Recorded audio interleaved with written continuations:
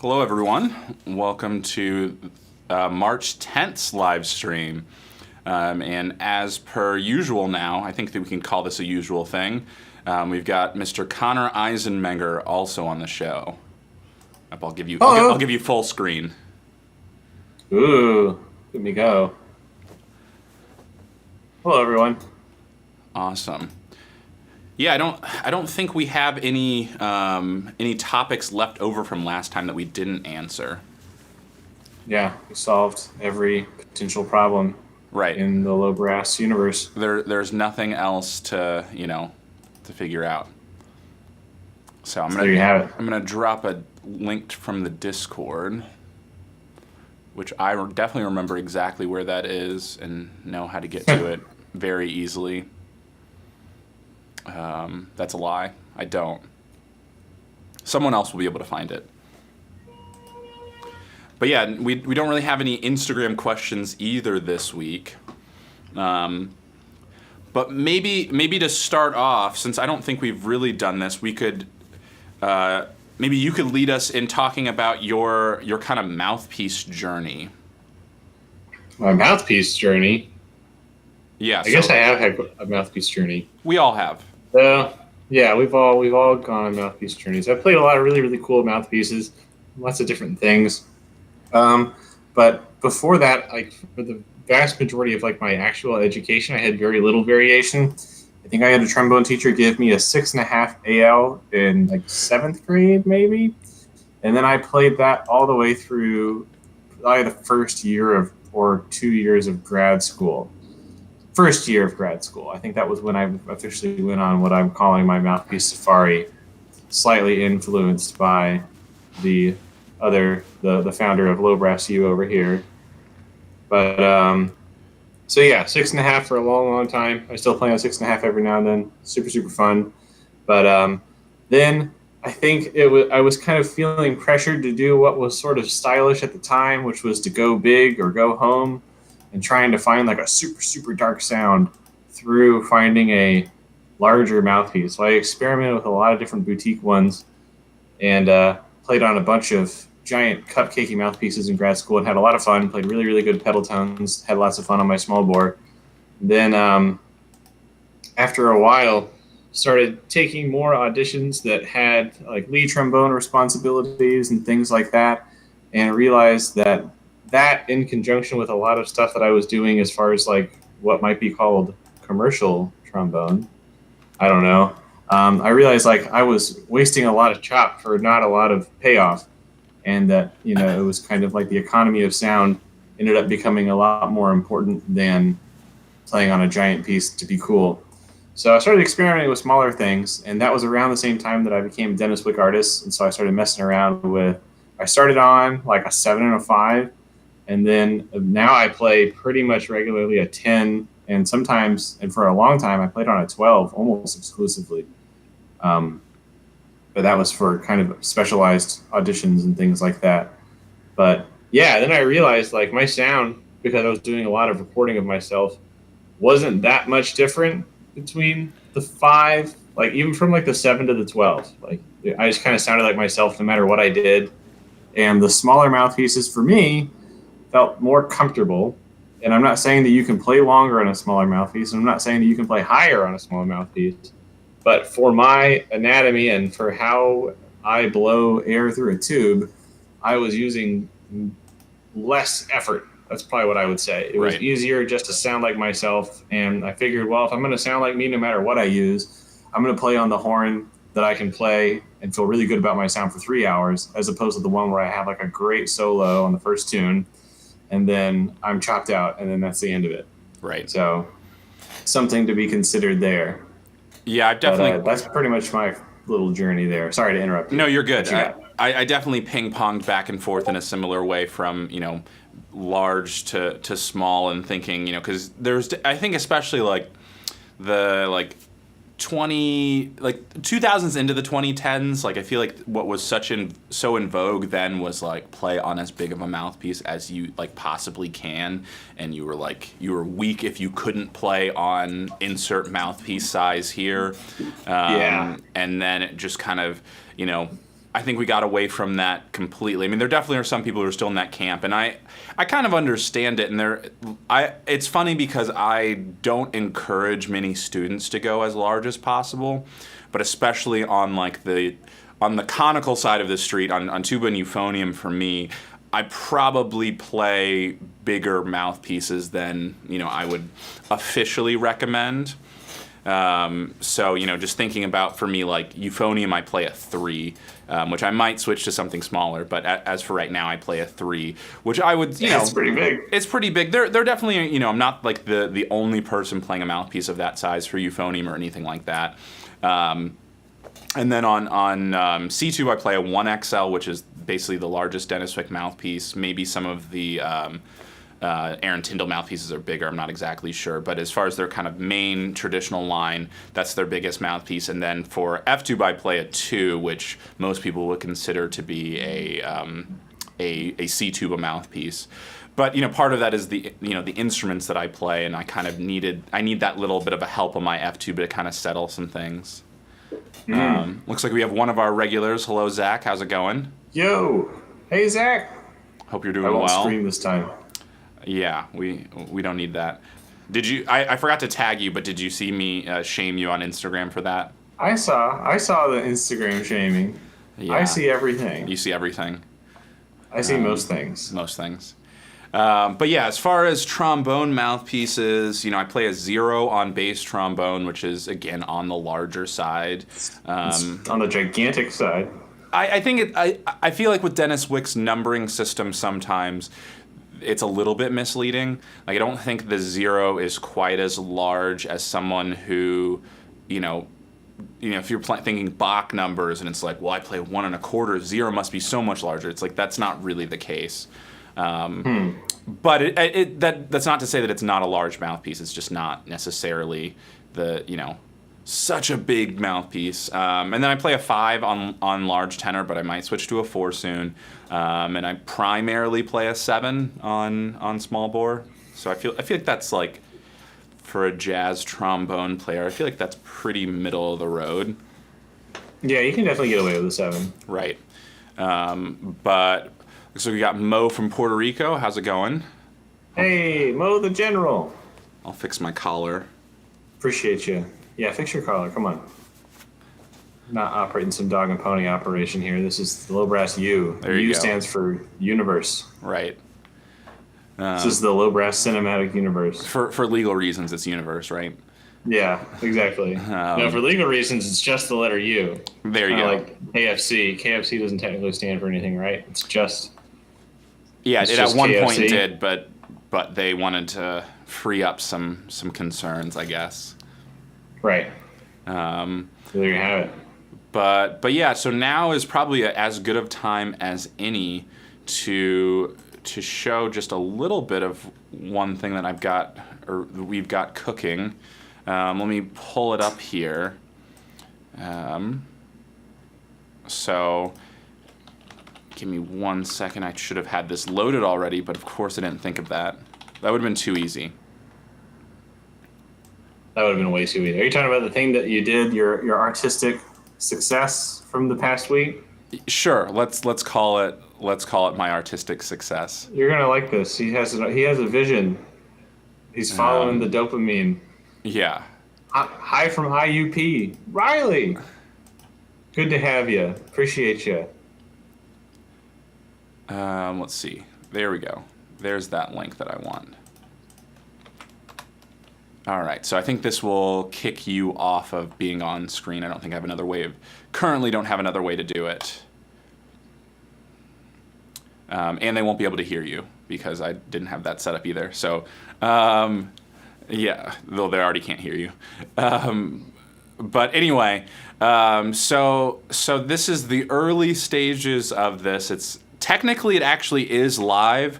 I didn't really mean for that to be the case, but it is live regardless. So I know there have been some comments on, when is Low Brass U merch going to happen? And I guess the answer is now.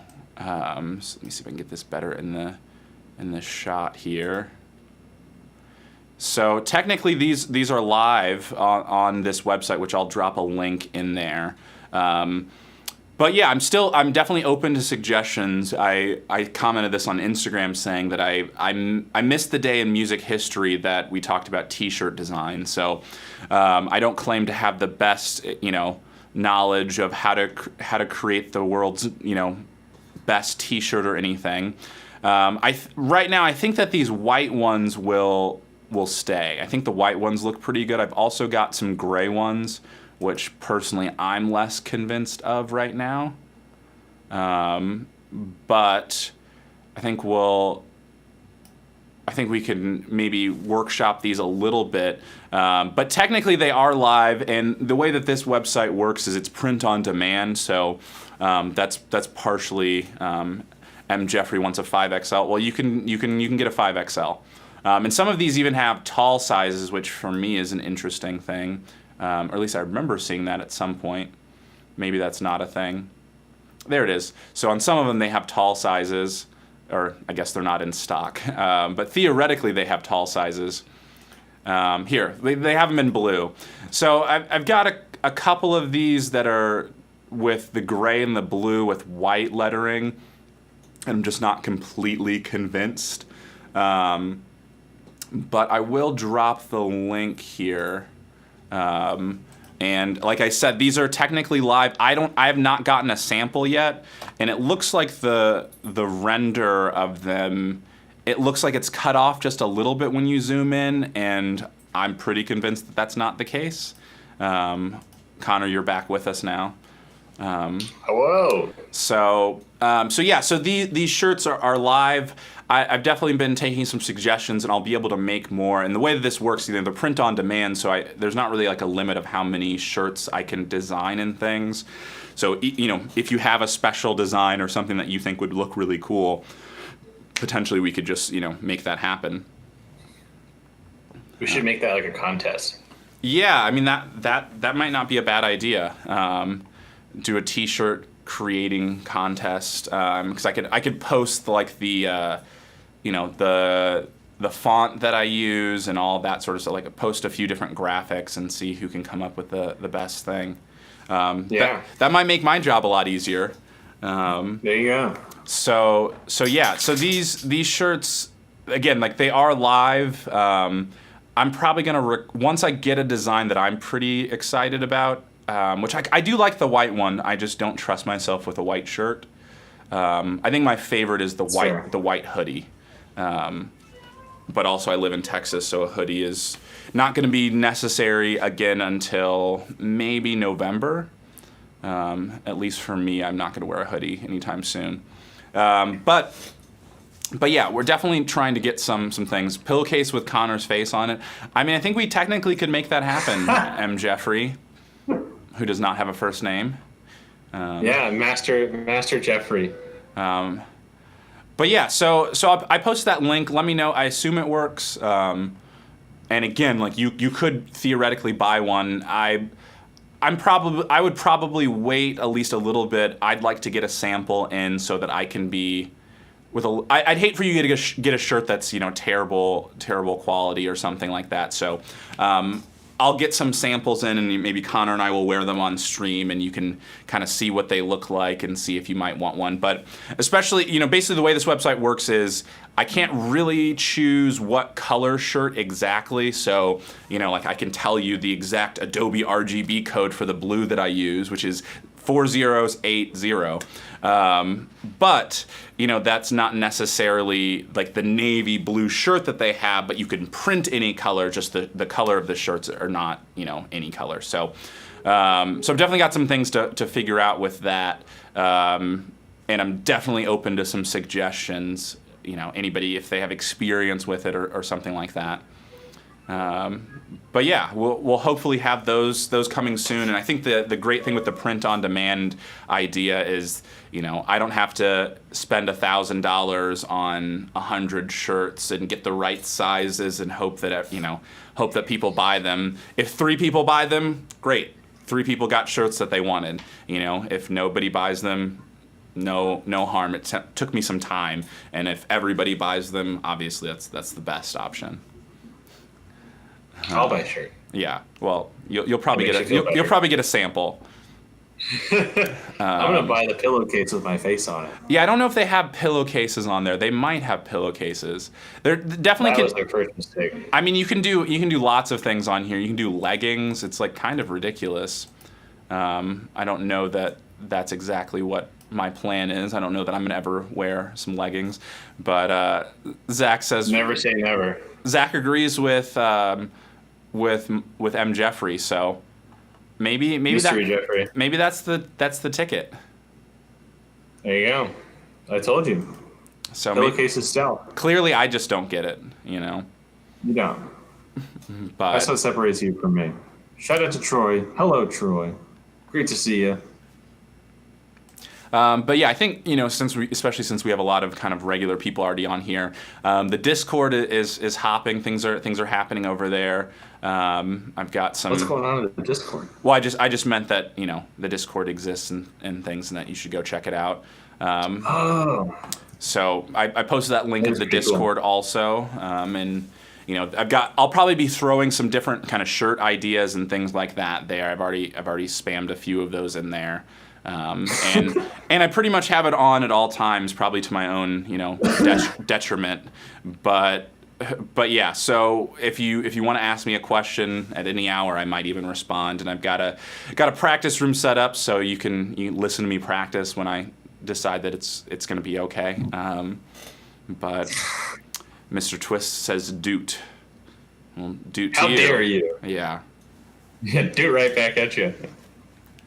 But yeah, so the t-shirts, that's like the big surprise for this week, is that t-shirts are theoretically on their way, and hopefully they'll go well. I think that I've read some reviews of Teespring, and it seems like overall, it's a good enough website, at least for people who are doing small numbers. Believe it or not everybody cares about low brass instruments. That's not true. Not everybody knows about low brass instruments. There you go. That's the real issue. That's the root of all of this. That should be the slogan. Right. Like there are dozens of us. Like We do have Something like we do have somewhat of another announcement, or I guess more of a teaser right now that maybe Connor, you want to share. do I want to share? Wait. Oh, talking about Your the- recent purchase. Yeah, we're expecting a little one here really soon. Actually, specifically, I think the tracking number said Wednesday. So, Wow, yeah, that's soon. Yeah, that is really soon. So we'll be seeing a new instrument in the LBU cinematic universe here, coming down the pipes from our fair UPS Postal Service. But yeah, it's gonna be a YEP 321 that I bought used from Oklahoma. Shout out to the state of Oklahoma. But it looks like it's in pretty good condition, and we're gonna do some playing on it. Hopefully, I'll do some recording here soon that shall be premiered officially. Yeah. So That'll be a lot of fun. just so people know, what is the YEP 321? You want to give it? Not everybody memorizes all of those numbers, as probably unhealthily both of us tend to do. I can tell you, like, the Reader's Digest version of what a YEP 321 is, which is just like in layman's terms as well, all that I understand it as, because I'm not an expert in the field. But YEP 321 is a model of euphonium by Yamaha, and it's one of the 4 top euphoniums. So it's a 4-valve, and they're all right up there.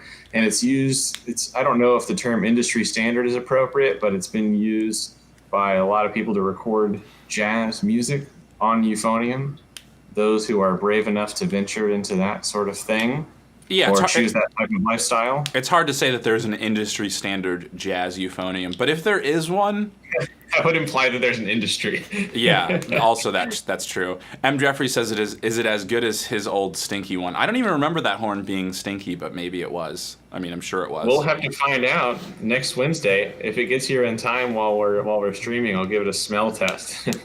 I We'll see. definitely recorded something on that 321. I can't remember what it was, but I definitely borrowed that horn before, like in 2014 or something, before I bought my euphonium.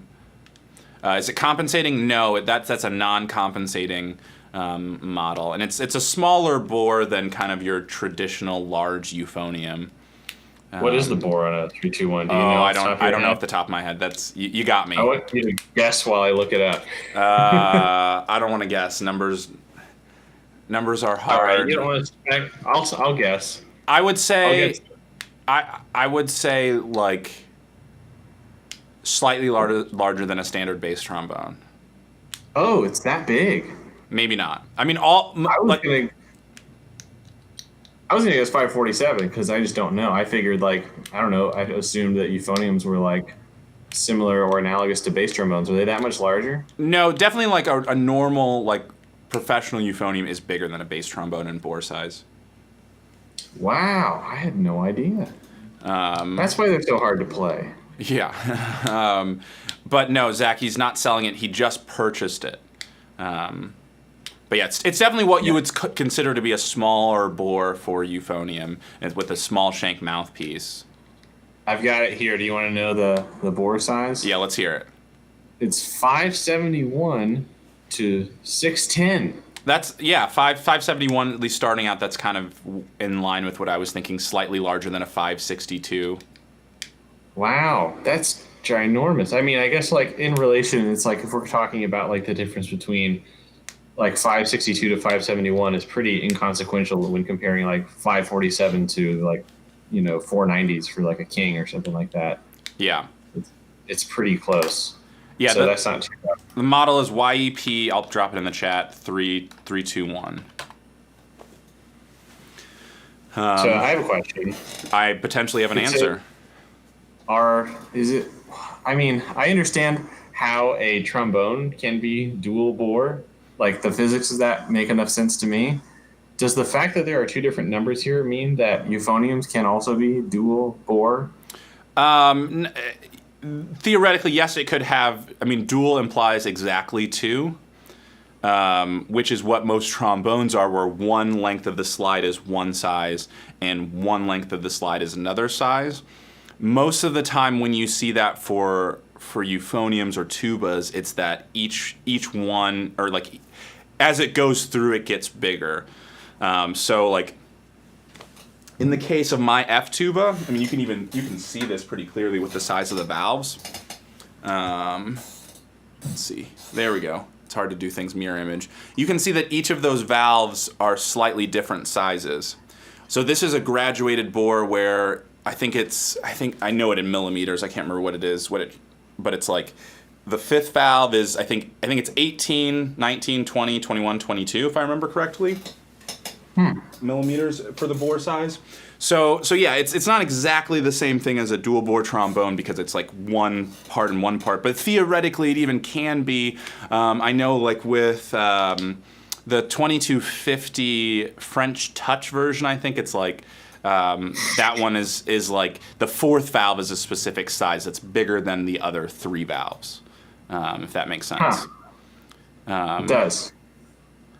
But yeah, so what mouthpiece would you use for that bigger horn? I'm not sure if you're talking about the 321 being a bigger horn. Yes, I think so. 'Cause we're talking like we're in bass trombone plus world.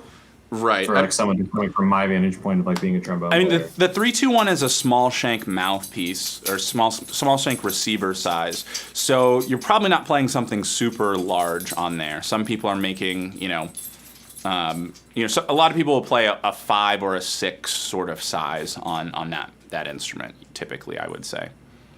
But yes, M. Jeffrey did find it on eBay. Yeah, and M. Jeffrey is saying that euphonium is conical and trombone is cylindrical. And yeah, I guess we know that, but it's not quite that simple because each instrument, all brass instruments are both somewhat conical and somewhat cylindrical because perfectly conical would just be a cone. No brass instrument just is a cone. No brass instrument is just a cylinder, right? But yeah, all the bore size stuff, that's all talking about what's going on like in the valves. And then from there is kind of where you get that more conical approach because like a baritone compared to euphonium, that would be that same sort of thing where the out of the valve cluster, it would stay the same size for longer than a euphonium, and that's what makes it a baritone, not necessarily the bore size or anything, although euphoniums tend to have bigger bore size. Right. But And let's. actually, I do want to make a correction. It was not an eBay find. Oh, that's right. That's right. This was actually a direct purchase from the instrument store in Oklahoma. I'll shout them out. Barnett Music Exchange. They were very kind, nice, no nonsense purchase. It was great. Not sponsored. Room. Not sponsored. To be Not very clear. sponsored. Not sponsored. I'm not a rapper, Yeah. but yeah. This is just saying they were great, super cool. If they have any more euphoniums, you can go get them. Right. So there you have it. So Zach says, Catch them all up. "Oh, cool! I'm debating whether or not to spend money on a 4-valve Euf and to sell my student model, or to save for a C tuba. It's hard." Yeah, I mean that's it depends on what you want out of life. What's the most important thing to you. As far as like a logistical thing.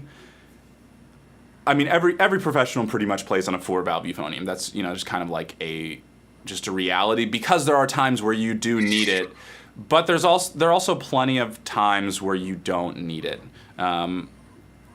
So there's kind of that. And correct me if I'm wrong, Zach, but you're more of a tuba player. Is that correct? Which my vote would probably be a C tuba in that case. Potentially, Jupiter has a new marching baritone that can be switched between small and large bore. Do you mean small? That's pretty sick. Do you mean small and large shank? Like, because if it was changing between small and large bore, that would more be like basically switching out the whole valve cluster, which is like the most expensive part of the instrument for the mouthpiece. I think for the mouthpiece. So yeah, small shank. Yeah, which that's pretty reasonable. Another example of an instrument that does that is like the Shire's medium bore trombones. They ship with, and obviously you can get more, or you can, it's a custom shop, you can get whatever you want. But I think their default is to give you some lead pipes that have small shank mouthpiece receivers and some that have large shank, because it's kind of in the middle where you might want it. You might use it for this, you might use it for that. So like, because my Bach 36, which is a medium bore, it has, it's a fixed lead pipe, and it only is a small shank mouthpiece, which I've thought about getting it pulled, but it might break the lead pipe, which I don't want to do. So I probably won't do it, but it would be nice to be able to use any of my large shank mouthpieces on that instrument as well. But I have the same mouthpiece that I play on like large tenor. I've got like some duplicate mouthpieces in both small shank and large shank, so kind of works out in the end. This is making Mr. Anonymous's head hurt. Sorry, sometimes we got to get kind of technical on here, or we choose to. Makes my head hurt too. That's okay. It's all complicated, but it's one of those things where it's not necessary to have kind of a full understanding of all of this, but there are times where it can be helpful, and especially with all of those sorts of things. I'm generally pretty. I don't talk to my students a lot about what mouthpiece are you playing on. It's like this is why you're having this problem or anything. But I'm definitely aware of what equipment they're using, and if I don't know a lot about the instrument that they're playing on, because I can't possibly know every single model, but a lot of times I'll after I see it once, I'll look it up and make sure that I kind of know what's going on with it. That kind of helps me a little bit. It's definitely not the main element of my teaching. Let's see. I may have missed this by joining late, but what is the purpose of having a dual bore trombone? Just sound quality? That's a really good question. I have no idea what the purpose of a dual bore trombone is. Right. So I wouldn't say that I'm perfectly the expert. The questions like that are really meant to be answered by instrument manufacturers. They have a little bit more testing involved with it. But kind of my understanding, being someone who every single trombone I've ever owned is a single bore. But kind of the idea of it a little bit is if you have a bore size that's smaller on one side, it kind of will feel, I hate saying words like that, but it'll feel that size. And then the larger bore size for the second part, it'll kind of sound that size, or kind of something along those lines. So that's something that some people do is especially like On a large tenor, getting a 547 to 562 slide, you're more likely to get a bigger sound, but you'll probably still be able to play it pretty well. This is definitely like kind of an approximation, and I'm sure if like Edwards or Shires or someone were like in this chat right now, they would sharpshoot all of that. But that's kind of my understanding of things. Maybe I'll see if I can pull up something from like Shires. I think they have something on their website about it. Yeah, it makes enough sense. It's like if we were sitting here talking about two different like standard bore sizes, and you had two different models of trombone, and you were getting a certain sound out of both of them, and you weren't happy with either. The law of averages says at some point in trombone manufacturing history, somebody would say, "I wonder if we could just split the difference," and that might be where it came about. The other hypothesis that I have is that maybe it's like a kind of a dimensional way of working around the cylindrical shape of a trombone that it has to be for the slide to work. Maybe they're trying to make it kind of act as if it's being a little bit more conical by gradually increasing the bore size a little bit more, or just kind of staggering it a little bit more to emulate that sort of thing. Right. So I'll read exactly what Shire says on their website. All right, let's hear it. Dual bore slides have an open sound and feel, require more air, and produce a larger sound compared to the upper leg's single bore equivalent. The first number indicates the bore. Yeah, we don't need that.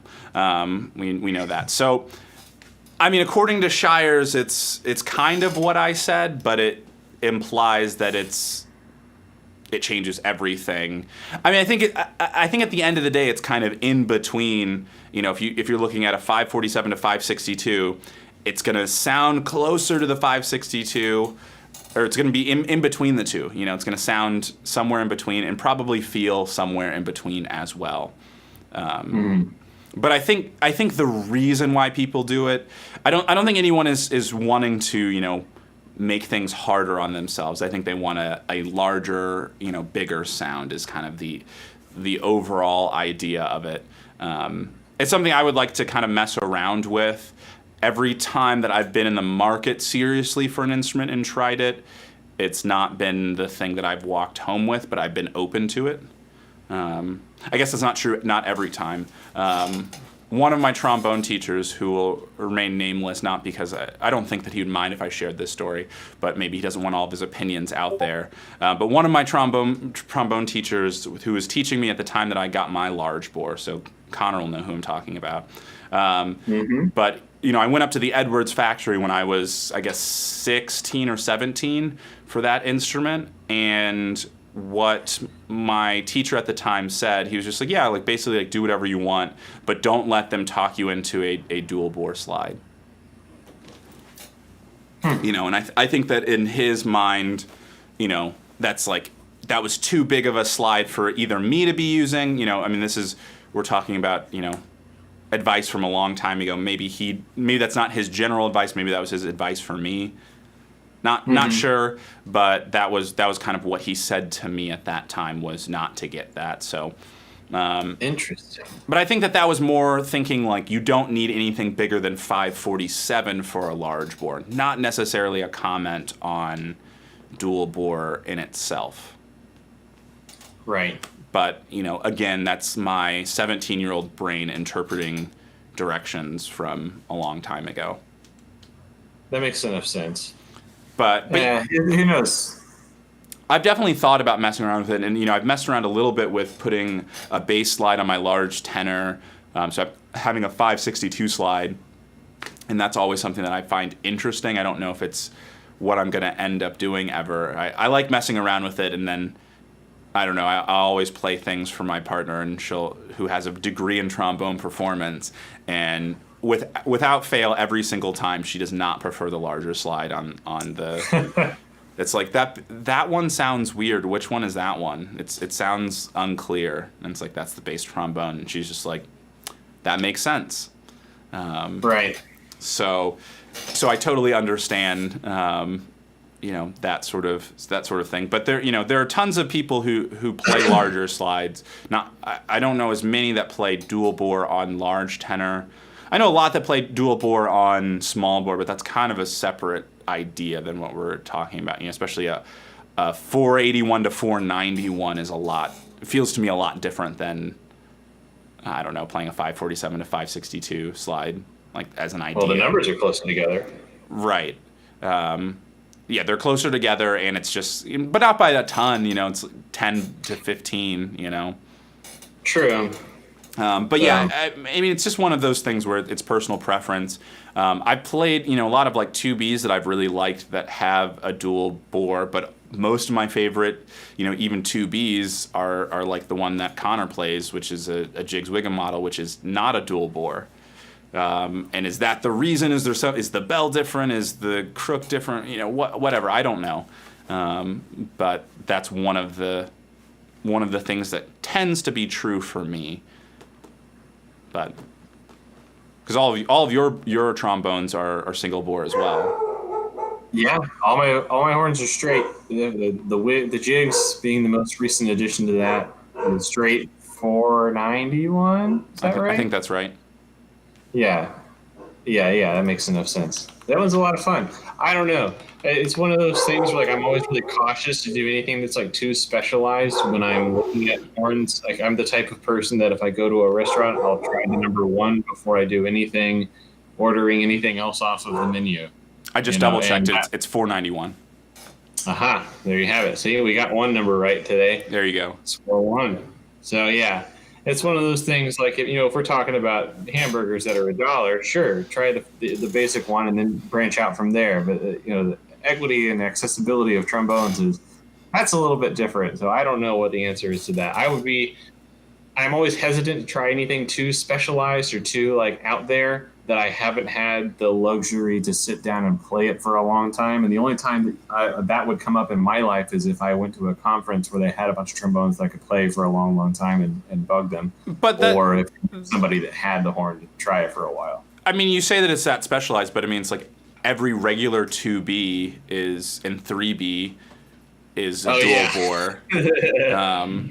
Other than those examples, there definitely aren't, just a plethora of kind of standard, fair trombones that are that case.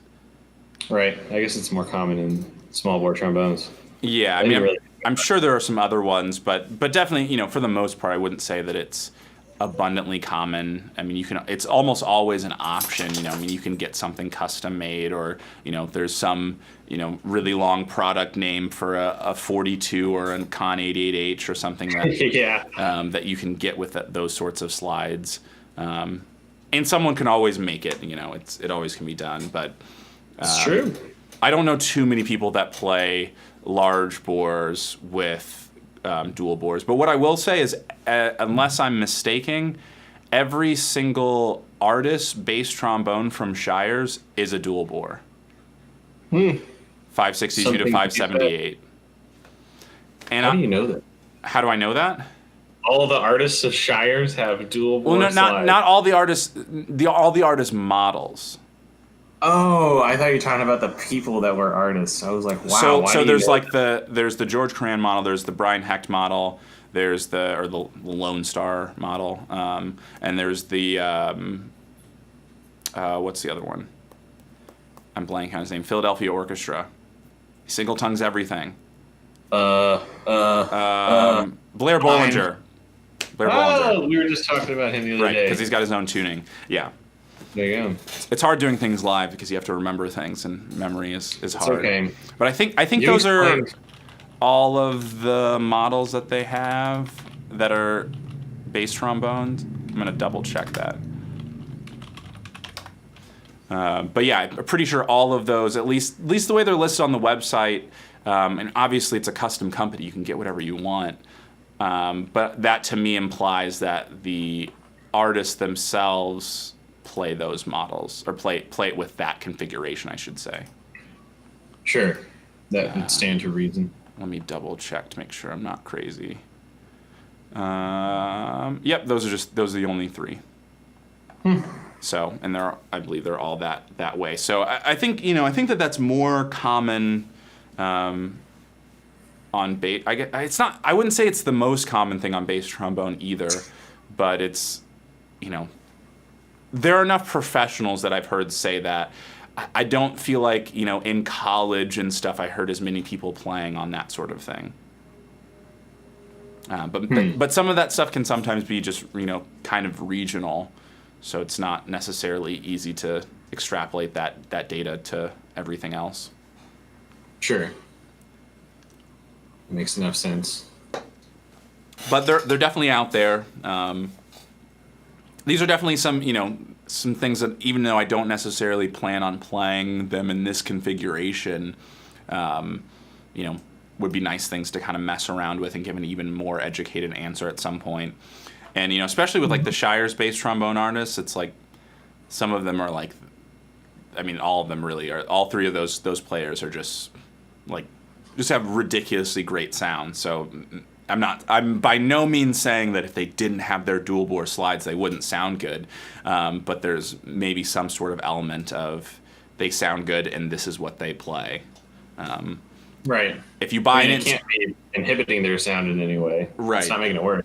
If you buy an instrument thinking that you're going to sound exactly like the person who designed it or helped co-design it or whatever, you're probably going to leave disappointed. That's not true. Put that out there. That's not true at all. You right. Sound exactly like the name artist. I'll tell you an example of that is actually true. I sound just like Joe Alessi on my Alessi? Yeah, you wish. No, there's a different one that, even if you try to sound like yourself, you can't. You will just sound like this artist. Like, there's nothing you can do to change it. And it is the Bill Watrous Bach 16. The one that I play? Oh, you play a Bill Watrous 16? That's what it is. It's not like stamped on it, but this LT16M, and you've played it. I don't know. And you probably didn't think that you sounded just like Bill Watrous when you played it. The one that had his name on it, though, it was pretty sick. I played it. I think it was at Gen or is it Team Yay? I can't remember which one. And it was like the most nutso thing. I was like, oh my goodness, like this is the absolute sauce. I just played it for like an hour. And then I have a funny story about that. This is the only time that I had the pleasure of speaking with Bill Watrous while he was still with us. Was he walked up to me it was Gen. It was at Jazz Education Network, and he walked up while I was noodling on the horn, and I'm like, oh my gosh, it's Bill Watrous. And then he walks up, I put the horn down, so I'm like, I'm not going to play this horn in front of Bill Watrous. That's too much. Right. And he points to the bell, and he goes, I thought they were going to make the symbol on the bell a little bigger. And I was like, huh. I didn't know what to say. And he goes, buy that sucker. And then he walked away. That was our conversation. I wish I had said something more profound to him, but he seemed really nice. Yeah. So that was a fun interaction. But yeah, it's a good memory. Yeah. But yes, all that to say, you will sound exactly like Bill Watrous if you play that horn. Right. Unless you play Zach's part, in which case you'll sound like Zach playing the pony solo. There you go. Have you done the pony solo live before on your stream? Live? No. Does anybody who's with us now, the 10 watching, has Zach been transparent with you all about the pony solo? I don't know what you're insinuating. Are you talking about the recent shtick that I've been doing with it, or? I haven't heard your recent shtick. Oh yeah, so this is something that Zach's really, really, really good at, which is playing in C sharp minor, right? Is that technically where it's at? Yeah. Yeah. But it's like one of those things. I'll be lying if I said that I was actually thinking about it in C sharp and not D flat minor. Well, we can F flat, baby. That's all right. Yeah, F flat's all around. I think about it as D flat minor too in that song. I know you're not supposed to. I know that I'm doing a bad thing and I'm a bad person, but I definitely think about it. It's fun to do bad things. There you go. Zach does something that I admire a lot, and it's something that I've watched him develop over the years. Is whenever you have a steady gig where you're playing a lot of similar rep, and watching Zach kind of wrestle with and push himself creatively by because when you have a steady gig, you have to commit to a certain level of artistry every single time that you play it. Mm-hmm. So what does that mean? Does that mean that are you playing the exact same solo every time, or are you constantly honing your craft to every time that you present a solo, you are pushing your artistic limit? And that's kind of something that I've watched Zach wrestle with a little bit. I think that's kind of an interesting topic in musicality that doesn't get talked about a lot, mostly because trombone players never get steady gigs. But Right. So kind of, I guess I feel like especially most of this audience is kind of on the tuba side and has kind of seen more of that sort of, I mean, they know that I do these other things, but, this isn't necessarily the platform where I put forth all of my greatest solos on Boogie Shoes or Genuine's Pony necessarily, but yeah. So I guess thinking about it in that sort of regard, it's like I have with the group that I play with, it's like a wedding band, party band sort of thing. We play I'd say like every Saturday is pretty much a wedding, and then we do some other things, do corporate events and things like that. So we play a lot of the same things, and I only have solos on a few different songs most night, and some nights it's zero, So I pretty much always get Boogie Shoes, which is essentially a B blues, which is fun. that's even harder. Right, it's not my favorite thing, but you learn to love it, I guess. Pony is one of them, but that's not a ton anymore. And then also, which I don't think I've really posted too much of that. I think actually the only post that I've ever done anywhere of that Pony solo was when I first joined TikTok and used it for a little bit and then kind of abandoned it. But I think that there on my TikTok there is a Pony solo. But anyway, with the Pony solo, what I've been doing is kind of trying to perfect my kind of control in the high range. And I do it, it's in the key of C sharp minor. And so what I do is a seventh position to second position, high G sharp to C sharp gliss. So I've been doing that, and that's kind of been a somewhat standard thing that I've been doing. But we've only done it once so far, but it was already pretty successful. One of the singers in my band, Stevie Joe, the real Stevie Joe on Instagram and other social media platforms. You may know him from season 6 of The Voice. But anyway, I do know him from season 6 of The Voice. That's how we all know him. But anyway, so he sings that song. He's the lead singer on that song.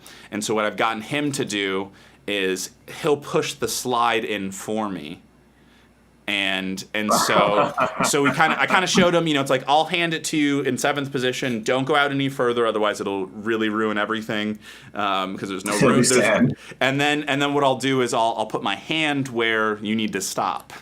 In 2nd position. So, because I do it really just really over the top. I guess I could actually play it. Yeah, you can't just talk this much about it. I'm going to throw it over to you while I'm going to have to disconnect for a second.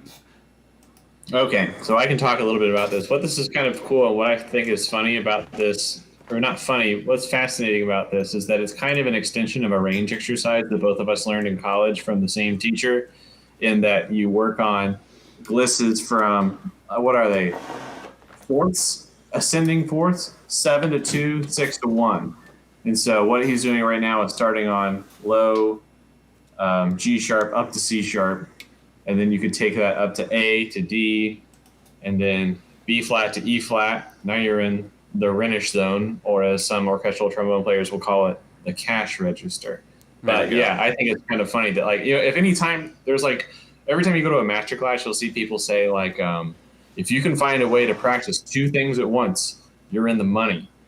But I think this is funny because it's you're gigging and you're shedding your range. So that's which I think is kind of what you have to do. So I'll have to kick Connor off just the way I have this set up. This is what we need. There we go. Elvis can't hear you, but Connor says hello. So essentially what I'll do, which I haven't really been playing this horn today.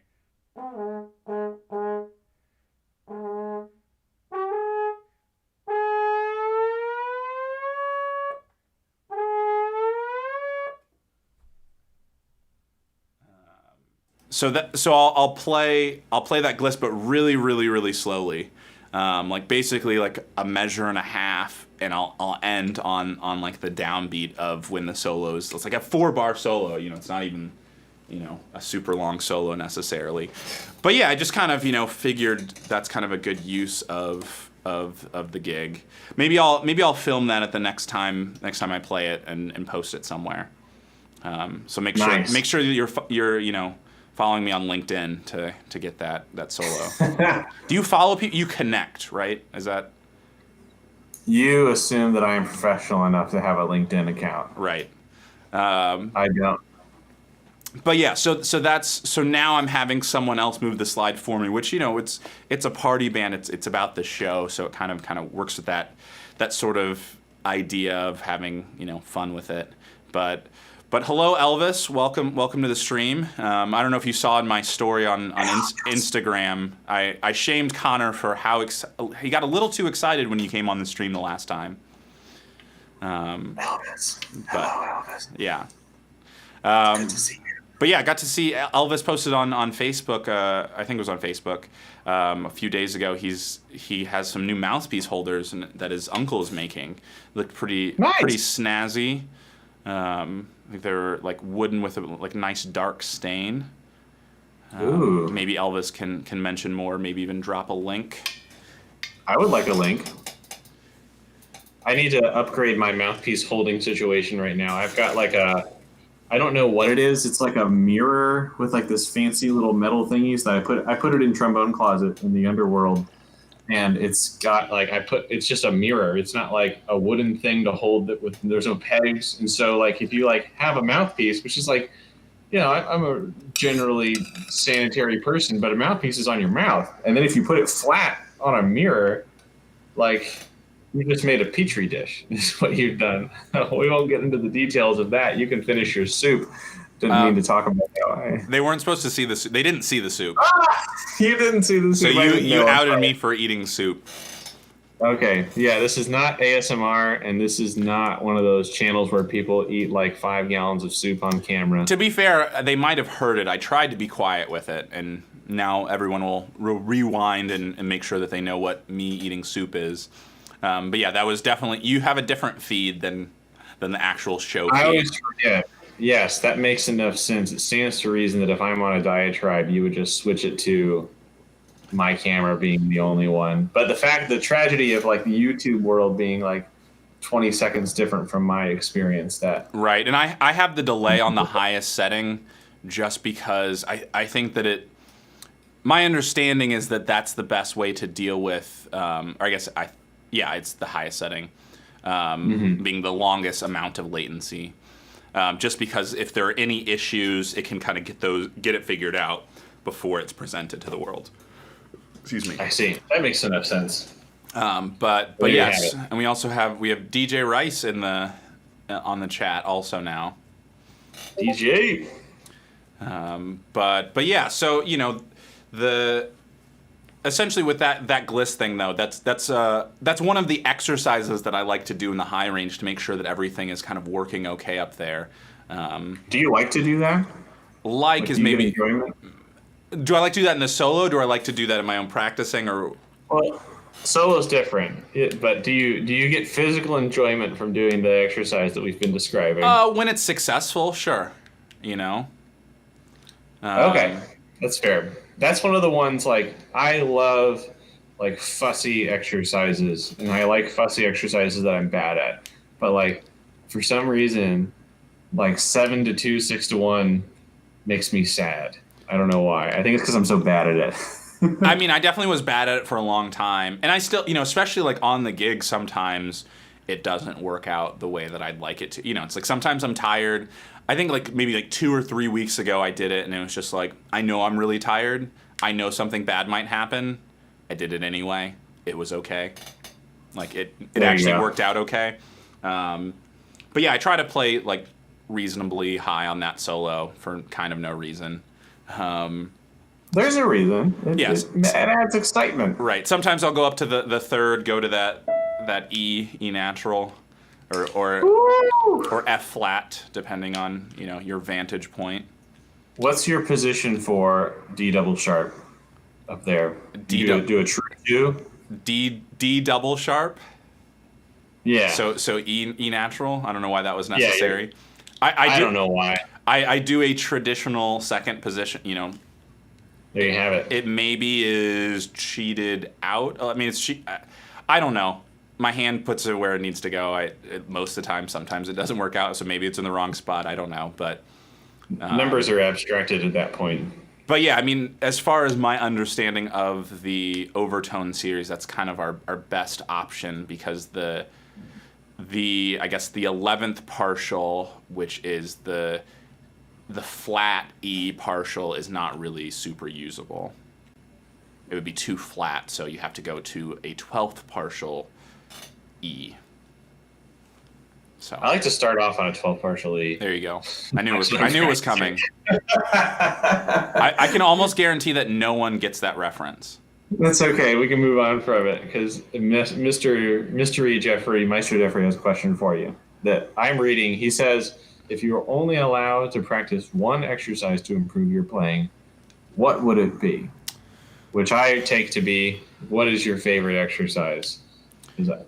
If I just Actually, no. If it's only one, here's what we should think about. What is the one exercise that you would do, and how would that affect your playing if that was the only thing you did?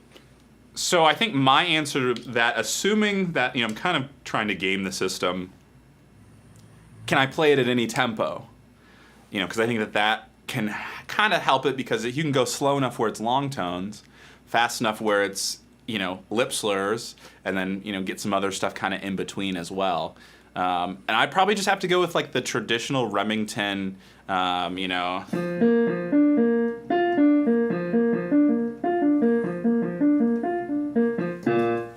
that exercise. I think that could be heard well enough. Yeah, I heard you. Most bang for your buck, Jeffrey says. I would agree. But yeah, I think that's kind of how I would approach it because I would mostly practice that really slowly. I practice it fast occasionally, but for the most part, I practice it just really, really slowly and trying to get my best sound and also just kind of trying to master where the slide goes, which that's another thing that I can kind of get out of that. But yeah, something along those lines maybe. Do you have an answer to that question, Connor? I do, and it's pretty much the same. I would do the Stacy book, Charles Stacy, the one called Embouchure Cultivation, which I don't know why it's called that. It's a lip slur book, but he's got some that are similar like that, but they start with an octave jump from second to fourth, and then it goes up and up and up and then back down. That one's a lot of fun. So I would probably do that. That's one of those ones that I feel like everyone's got like a slur that they do at the very beginning, like not even really to check to see if you're having a good day. It's just like, I have to do this. It's almost like the song of like booting up my trombone. Like, it's just like how I get a feel of it. I do like this like teeny tiny Stacy slur, but it would definitely be some sort of slur. Close honorable mention, I think, would be Against the Grain playing, because that just like, after I do a little bit of that, it just feels so good. Like everything just feels free and blowing, and like I am Carl Fontana. Right. Yeah, that's never really been in my bag of tricks. I don't know if I don't hear it as far as like improvising. Like there's never, that's not true. From like 2012 to 2014, I heard it too much probably when I was like searching for ideas in my little tiny mind palace. Mm-hmm. But I would say that, yeah, Mark Jeffrey, I bet you did hear some soup. Soup's on. Well, yeah, the soup is gone now.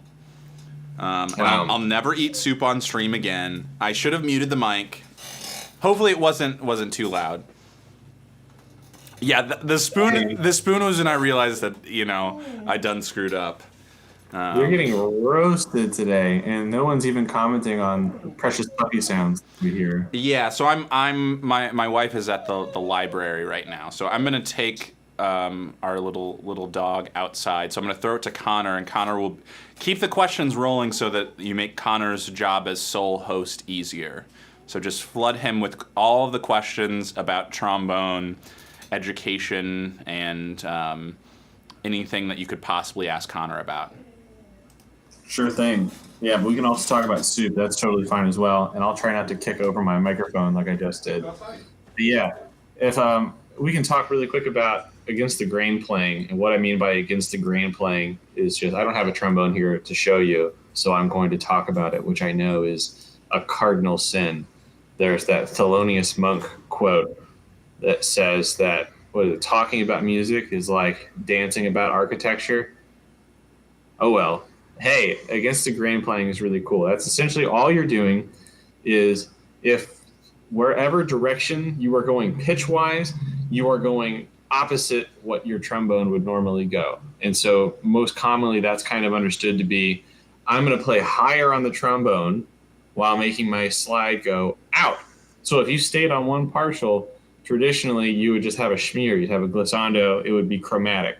But there's certain ways that you can flutter up the position. So you're shooting the horn, the slide out, while blowing the air up, and then it gets that, and that's like a very classic Fontana sound. It's a very classic Bill Watcher sound. That's something that I was super super into for a really long time. Still am. It's just not something that I like hear all the time. I think that's probably because I'm working on like different stuff. Like I'm trying to like eliminate doodle tonguing from my blowing. It's like mostly single tongue. But what's my favorite type of soup? Man, that's hard. Ah, there's so many types. One of my favorite things to do, I'll tell you this, is just to get like a whole bird, like a chicken, and make chicken noodle soup that way. Just like getting it from the whole thing. For one, it's incredibly cost effective. And as far as vegetarian soup, probably miso soup. I don't know. I make a lots of just like hodgepodge soups where I just throw in a lot of cruciferous vegetables and do that sort of thing. So there you have it. Connor, who was your teacher? And if you could have learned from anybody, who would it be? Oh, man. Okay, so I've had a lot of really, really good teachers. So we'll go from the beginning. First teacher was Eddie Clark, bass trombone player from Louisville, Kentucky, did the UNT thing, did the New York thing. Now he lives in Memphis. Wonderful dude, does like a lot of session work. Then after that, I studied with Lee Blakeman, who is a CCM, Cincinnati Conservatory of Music grad. He teaches at Western Kentucky University. He was classmates with none other than George Curran. They were at CCM at the same time, actually. So they played in the university orchestra together. He's a great guy. He's a fantastic player on his own. Another great example of someone playing really, really well on a 562 bore slide is Lee Blakeman. Then after that, I studied with Tony Baker at University of North Texas, who needs no introduction, but is he director of brass stuff still at UNT? Oh, I can't remember how all that stuff goes. Not important. He's a professor there. He's been there for a while. He's also second trombone in the Dallas Opera, and he is the creme de la creme, the tippity top of the trombone call ladder in the Dallas Metroplex area, and probably a larger planetary scale as well. He's just absolutely fantastic. And also, while I was there, I studied with Andre Hayward for a semester. I was super lucky to do that. And so he's our champion. He's the guy who won the monk contest for us. So Yeah, we got one. And we'll probably he's never have fantastic. one again. They'll just never do No, we trombone won't. again. No, not in our lifetime at least. But if I could study from anybody, who would it be? Oh, that's so hard. There's too many to pick. If we're talking about like anybody living right now, I don't know, like probably Steve Davis comes to mind. He's someone that like I did like a serious research kind of discipleship for, as far as like discographical research and transcribing and all that. And then someone stylistically that I kind of like philosophically really enjoy their approach to writing and their improvising would be Marshall Jilks. That would be like definitely a bucket list lesson that I don't know why I'm sitting here. It's like they're probably all just sitting at home like all of us are. I'll go grab a lesson. Right. So how about it? Anyways, our fearless leader is back. Yes, and I've got a sleeping pup, or not a sleeping puppy, but a laying down. I guess she's not even a puppy anymore. But she's cooperating with the stream at this point in time. So, That's good. I knew this moment might come during this stream because usually my wife's home and she'll, the dog is pretty attached to her. So, but yes, even though the question wasn't asked for me, I'll maybe weigh in on. I'll ask you. There we go. Are you gonna ask, or you're just gonna say that you're gonna ask? It's implied. All right. It's implied. So my Let's favorite hear type it. of soup. That's the question, right? Yeah, that one. I mean, I could talk about the soup that I had, which was pretty good. It's like a tofu soup with miso paste and some vegetables, some peas and carrots. Ooh, piece of carrots. Yeah, I like to get the frozen peas and carrots together. My wife likes the vegetables that are, all of the vegetables in there, but, I think strictly peas and carrots is kind of the creme de la creme of frozen vegetables. Really? Yeah, I don't need the green beans that they put in there are not that good. I don't need the corn in there. It's not. It's just I like the corn, but we can move on. But hello, Jose. How's it going? Hope you're well. Glad you were able to come in on the stream tonight. I also realized that I didn't change the title till just now, and it said Bordoni's Down the Octave, which we definitely did not do. You don't want to hear me play a Bordoni down the octave. I just get winded and delirious and angry. I played on live for 30 minutes. I just played Bordoni's Down the Octave.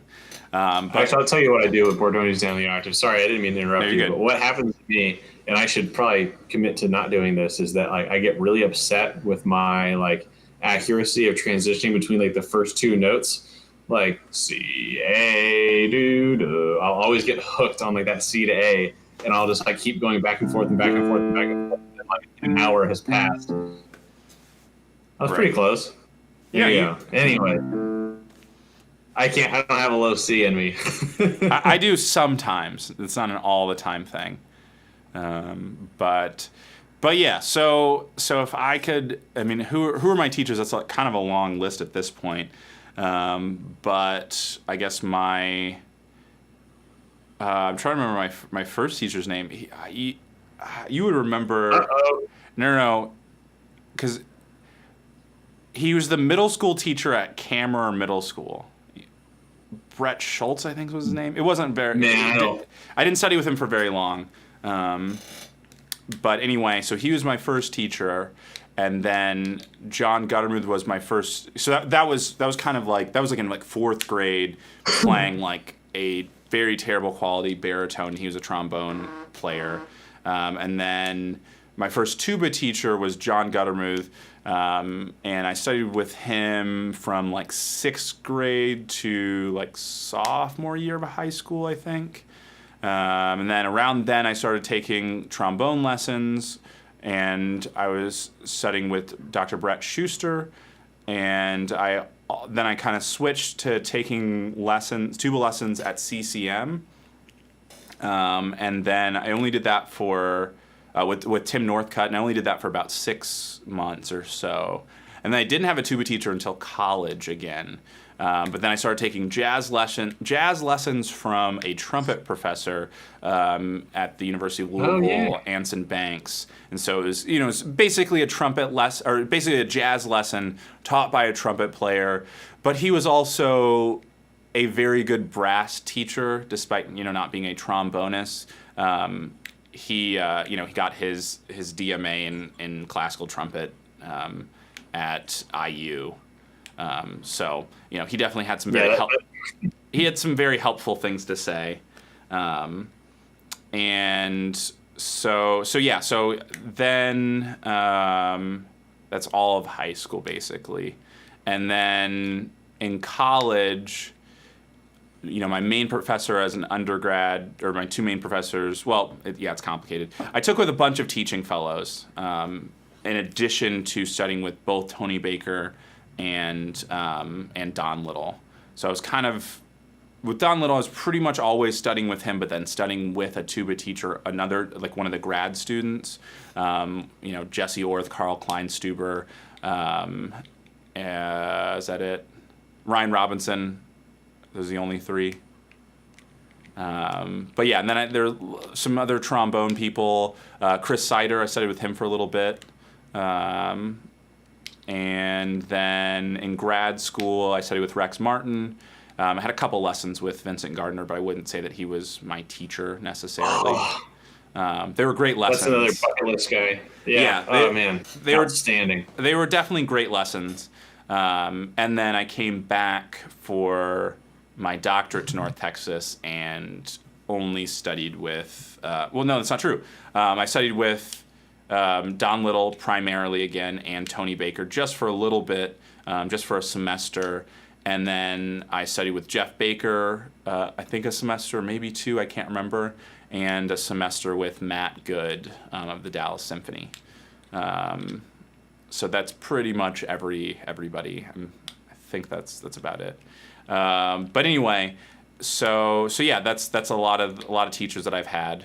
But kind of to boil it down, Tony Baker, Don Little, and Rex Martin are the kind of the three. The big three. Right. Those are the people who generally are the people who get listed as contacts for job interviews and things.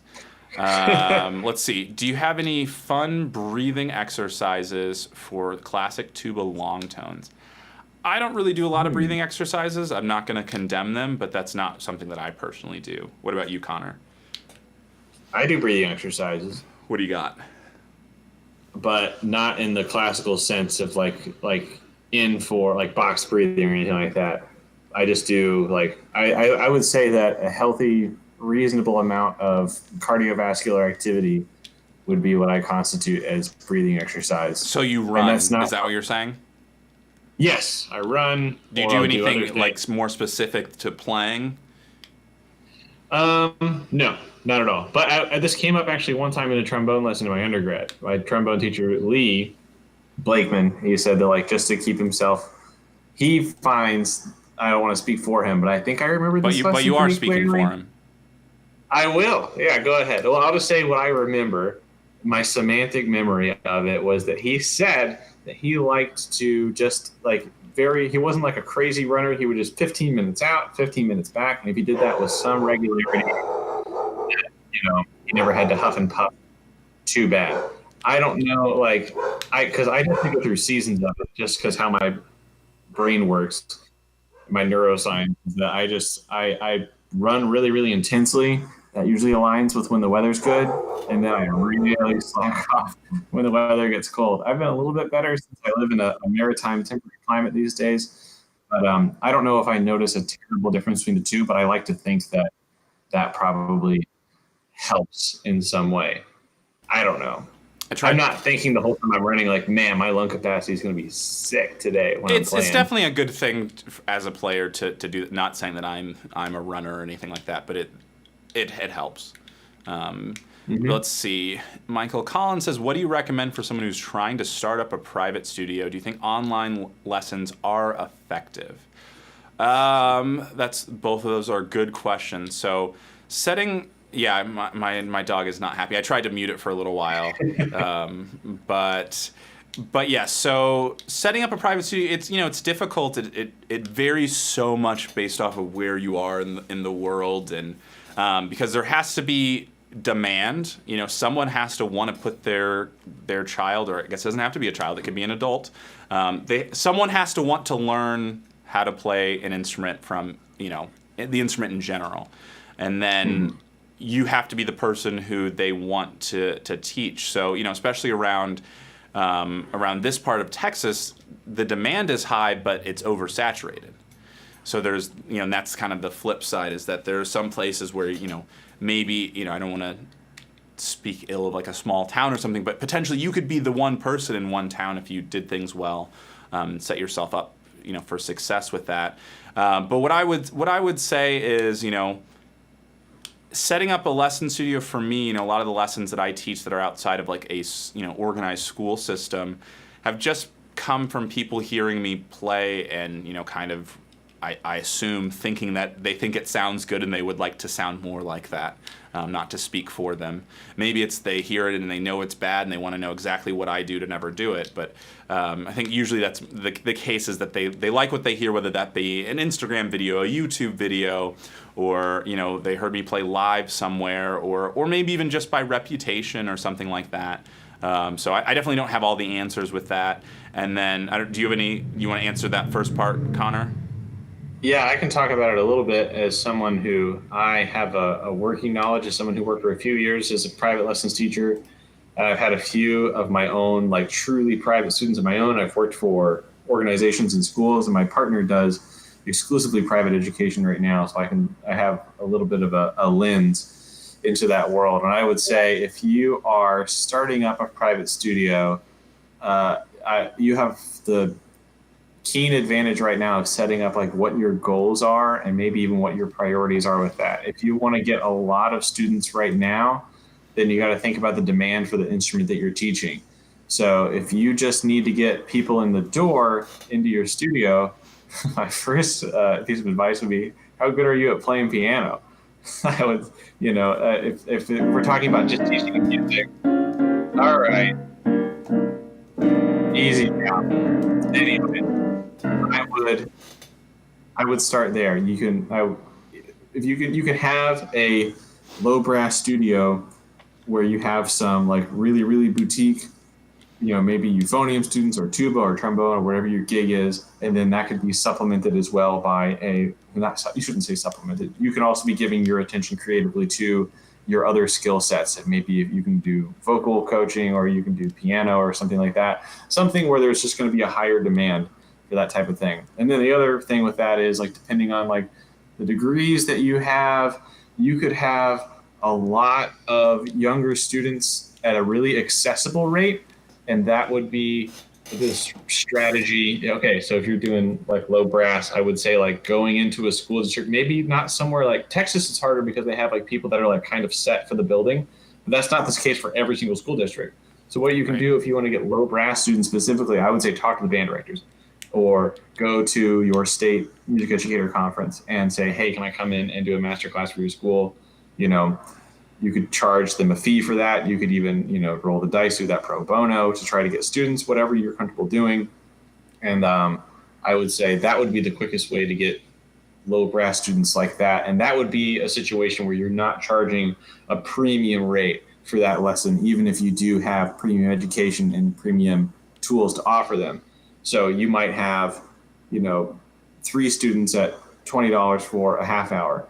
You could also go over to someplace, out in the burbs where they really want a boutique experience, and you can teach $60 an hour, some real fancy like lesson situation. What's going to happen usually with boutique lessons is that they're not going to come to your home.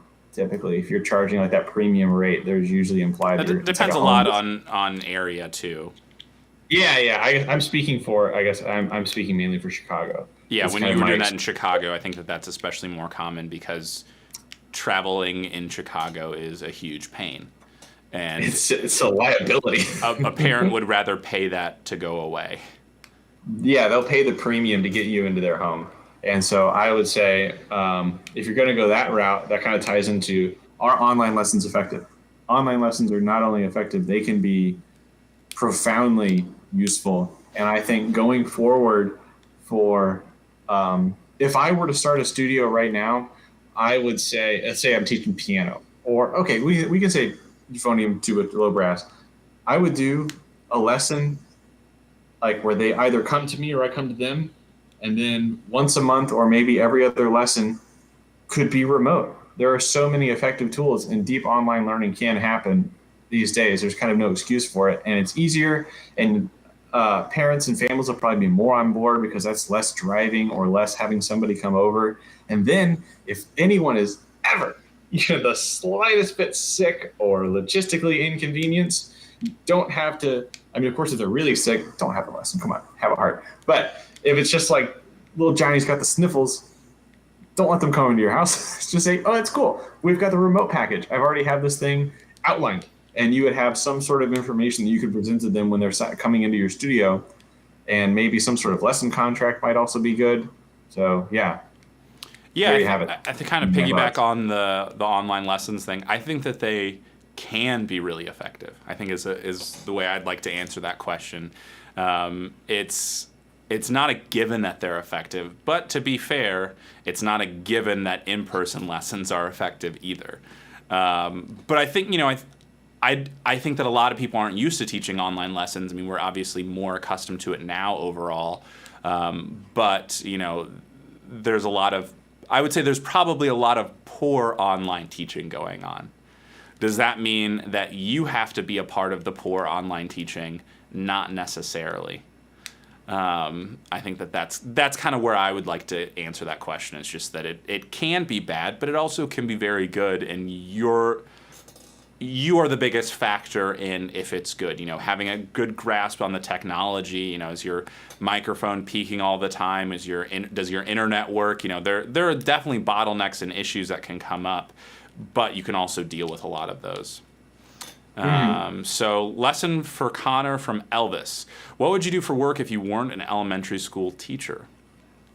Oh, that's a really good question. What would I do if I wasn't an elementary school teacher? Man, that's hard. Can I just say middle school band director? No, I'm not going to do that. I feel like that's a little bit of a cop-out, but... That's a cop-out. No, actually, I'd probably be doing close. what we're talking about right now. I would just go back to like the true freelancer thing. And I think there would be a lot that I would enjoy about that type of freedom. I would do probably a lot of piano lessons and trombone lessons and combinations of things like that in conjunction with gigging. I would say that, I don't know, this has nothing to do with the question, but I had apprehension at first about going back into the classroom because I thought I was going to lose out on gigs. I was going to stop shedding, and it was just going to be horrible, and I was just going to become just like the prototypical band director. But I will say that from the hours that I am in the building at my school, from 7 a.m. to 3:30 in the afternoon, not a lot of gigs have come up that I've called and I've had to say no. And then I've still practiced because I get home and I want to play my trombone, or I want to go out to a session, or people still calling me for stuff. So it's it's kind of the same experiences and fears that I had of becoming a music ed major, which was like, oh my gosh, I'm not going to practice. I'm going to be bad at my instrument. It's like, no, that's not the case. And furthermore, all of the music educators that I went up with in school all became, and still are, fantastic players. And they have creative autonomy to do what they want to do because they're not having to hustle during the day. That's not to say that you can't hustle and be totally comfortable, because, I'm married to somebody who is. But there's pros and cons to both. And so I would say, even though it wasn't the question, I do love teaching in the classroom. But it looks like there's other good questions. Well, I think just to kind of tie the last two questions of, what or your answer to the online teaching thing, again, a lot of it's on you. You could get bad at your instrument teaching elementary school music, and we just lost Connor. But he could potentially not be as good because of those sorts of things. We've got him back now, but I gotta set him back up. That happened. So it happened last time too. Let's see. All right. And then Zoom. Yes, cool. We're back. But anyway, you with the online teaching thing, or doing what Connor's doing, and wondering if he can still play well or still be practice. It's kind of on you to some extent to make that situation work and deal with it in that sort of way. But yeah, let's get to some of the other comments. Low brass moment. I lost where that was tied into. Where do I begin if I want to start learning how to double tongue? Connor did take a quick soup break. Well, what I tell people to do with double tonguing is I like to start. One, I actually think triple tonguing for a lot of people is easier. I know not everyone will agree with that, but I actually like to start students on triple tonguing most of the time before double tonguing. Just because it relies more on the syllable that you're comfortable with. Did you not hear me, or are you questioning my logic? I'm questioning. What are you talking about? I think I don't disagree with you. I've just never heard you talk about this before. Right. So, it's like when you're triple tonguing, you have two kind of front of the, D or T sort of sounds, which is your normal articulation, and only one that's, back of the tongue, or, however you want to think about it. That's the G or the K sound. So you have you have more options to get the one that you're good at. But so I practice, and have students practice a few different ways.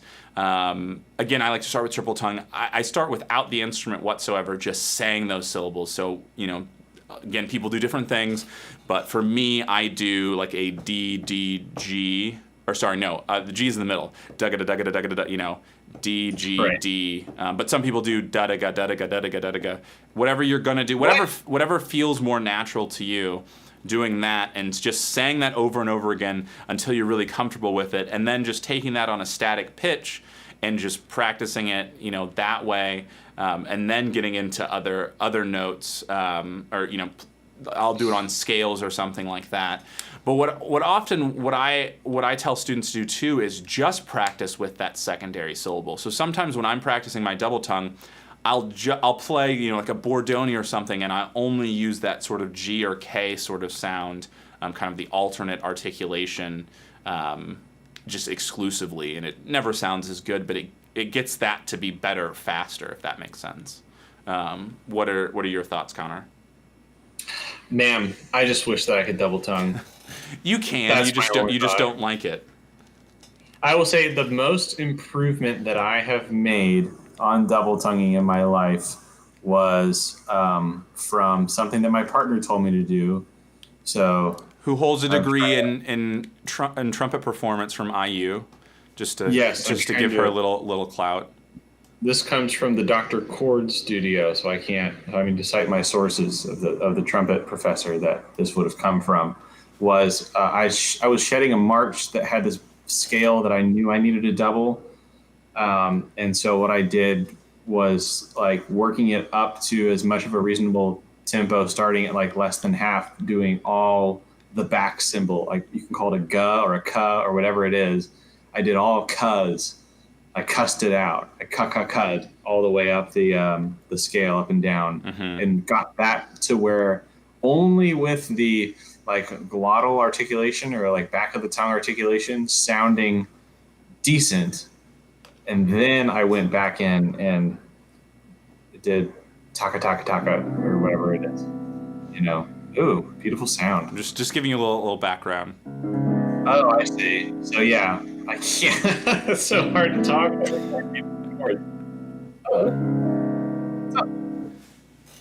Oh, okay, that's fine. Yeah, you come in. Oh, I see. Well, no, we're not letting anybody in. The cat's coming out, right? We have two cats that are trying to commingle in our house right now, so they're separated by rooms. And right now, it's time for the room that I'm in to be opened up so that this cat can walk around. Blended family. Yes, yeah, multi-generational home right now. Multiple cat generations.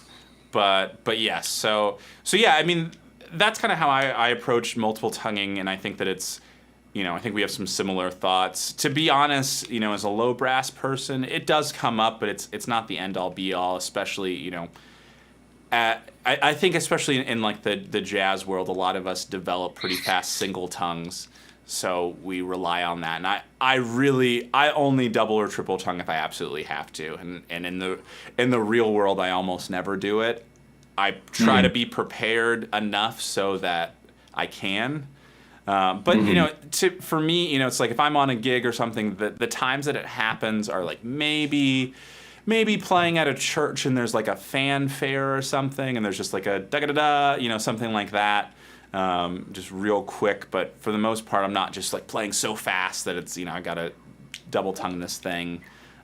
It does happen, but and for those sorts of passages, a lot of times what I do is just, if you're going to if you know you're going to end up doing a double tongue, what I will do is I'll practice that double tongue very slowly, you know, just really, if I'm going to double tongue, I'm going to double tongue at whatever tempo I'm practicing at, I guess is a good way to put it.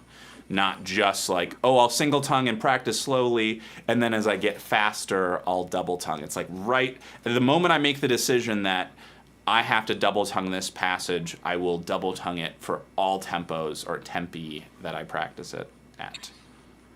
Yes, that's, yeah, definitely. Because I think I think I find that a lot in my students, that they you know, it's like, did you practice this slowly? And they'll say, yes, I practiced it slowly, but then they won't have like really, you know, they won't necessarily have practiced it in the way that they're going to play it.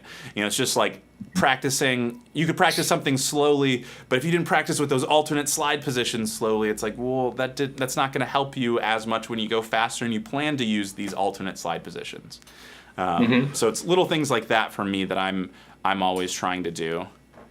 I have a tip for that type of practicing as well that I discovered recently.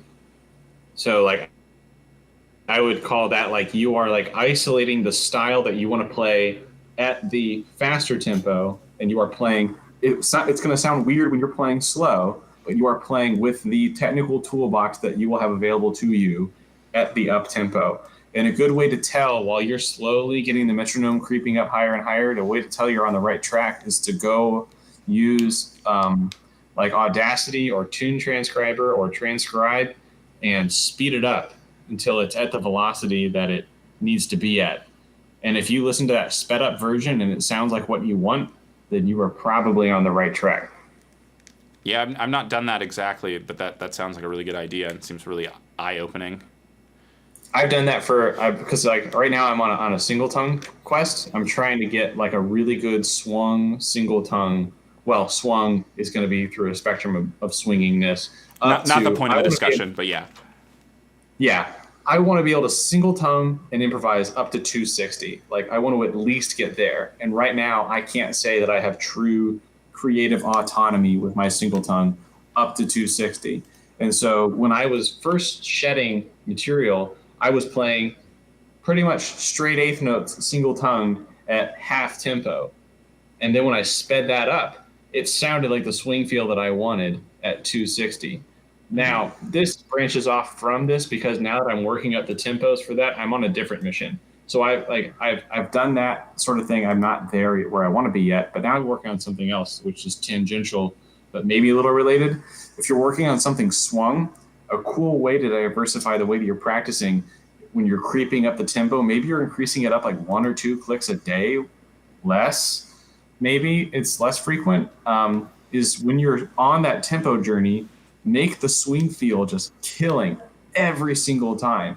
So if you're swinging at 140, it's going to feel different. And then when you get up to 160, swing in the way that feels appropriate with that tempo. And then you will have a repertoire of tempoed swing velocities that you have. So that would be the other side of the coin of like, as opposed to like, I know at 260 is going to be pretty much straight. So you would want to work it up straight the whole way, but there's also something to be gained about swinging the entire way that you're coming up. But that's different from articulation. Right. Looks like we've got another question here. Any suggestions for large bore tenor trombone in higher registers? That's a good question. Yeah, I mean, or go ahead. You go first. I was going to say there's that old adage that it wasn't from a teacher that I ever studied with, but I remember hearing this a lot, of play with the smallest setup that you can get away with. And I think that might be something to think about here with this one. So it's like, you can play in the high register in any large bore trombone, but if you're on 42 with a 562 slide and you've got a 4G mouthpiece, like you're going to have a harder time than somebody in a smaller setup. I think I'm going to pivot from answering that question and relating it to equipment. And just, I'm not sure what the intention of the question was. It could have been equipment. Okay, yeah. So I answered the equipment-y thing. You do something else. But, yes, equipment does affect things. But yeah, a lot of the exercises that I do are the same on basically all low brass instruments for high range. I like to do a lot of scales, a lot of arpeggios. That's kind of the biggest thing that I do. And I'll just, I'll play a good way that I like to do is just play like 1 octave scales and just keep going up in half steps, just over and over and over again until I can't, or just doing arpeggios where I start in the middle of the horn, go up to where I'm trying to get to, and those sorts of things. There's lots of different ways to kind of go about it, but those are some of the exercises that I like to do. Along with that kind of, I'm not sure if you were on here, James, but if you scroll back, we talked about some of the gliss exercises that I do in the high range that can be kind of helpful. I play one on trombone, so you should be able to find it by looking for that. But let's see, Mr. Anonymous, did y'all get any Instagram questions? We did not. I can double check to see. Yeah. It's still live, so I can see if someone maybe. Maybe I got one in this time. To be fair, I didn't ask any questions. I asked any questions on mine. I did get one from the CVL11. Why can't you discuss high brass for once? He's right. We should discuss high brass It's every true. once We in a have been while. discriminatory. Both of us are hobbyist high brass players from time to time. I think is probably the most accurate way to put it. That's the nicest way to put it. We both like occasionally messing around with the trumpets. Yes. And I have some experience with French horn from my brass methods teaching days. Oh yeah. I'm not a master French horn player, but maybe at some point I do have. There is a trumpet in my office right now, Oh, don't tempt him. but I'm not gonna go grab it. Let's see. I might be putting away the cracked bell bass trombone and play lead in your jazz band. Yeah, I think you mentioned the cracked bell situation before. Yeah, that's good. That was kind of my situation in high school. Is I was playing bass trombone, and then it's like everyone. When I was playing in jazz band as a sophomore, it was like I was playing bass trombone, and I was like the principal tuba player at the school, and then the principal euphonium player was playing second trombone, and the principal trombone player at the school was playing lead trombone. So it's like, but then they were both 2 years older than me, so they both graduated, and then I was kind of it, and trying to both recruit people, and I got who was willing to play, basically. But yeah, we made it work. I don't know those Getson models off the top of my head. I can look them up. I was just looking them up as well. Yeah, that's definitely. I wish I knew more about Getson. That's one of the trombone manufacturers. I can't even tell you what instruments those are. Getson 747 trombone. Looks like an intermediate, large tenor. Let's pull up those specs. All right, so I'm looking at them, and it looks like it just kind of depends on what the job is that you're doing and what you want to do with it. The 1047F looks like the closest thing to like an open wrap, large bore, like classical horn. And then the 725 is a dual bore. Hey, it's kind of like the topic of the day. Right. 725 is 525 to 547, and then let's see, what does it say? What mouthpiece receiver it has? I mean, I'm assuming, like, if it doesn't say anything, like assume large bore, but I don't know. For the dual bore one.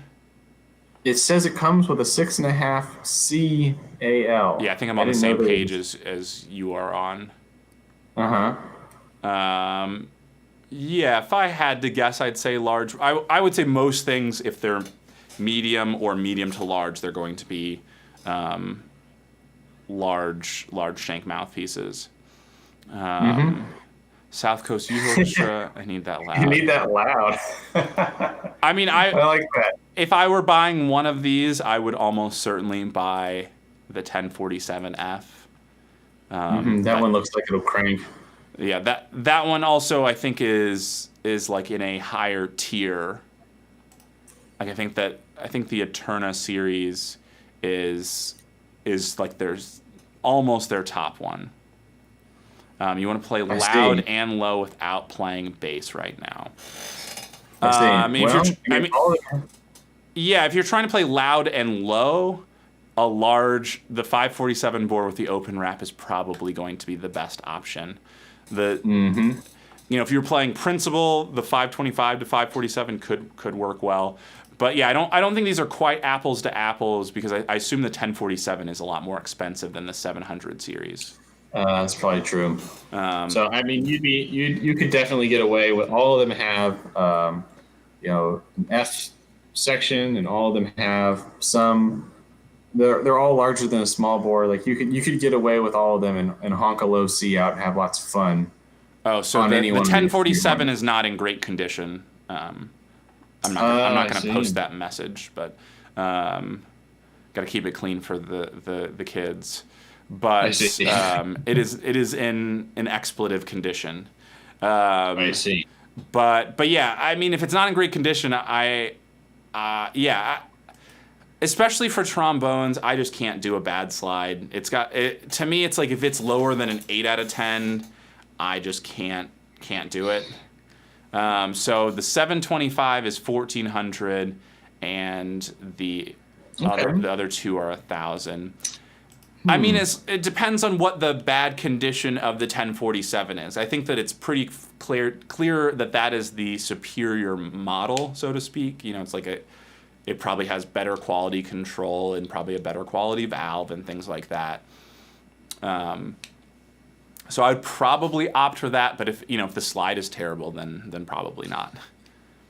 Yeah, it's looking like, yeah, I would go ahead and test the slide on all three. Slide is good, so maybe it sounds like it could be the rotor is messed up, and that would be something Or where I would maybe talk. just dents and things on the bell.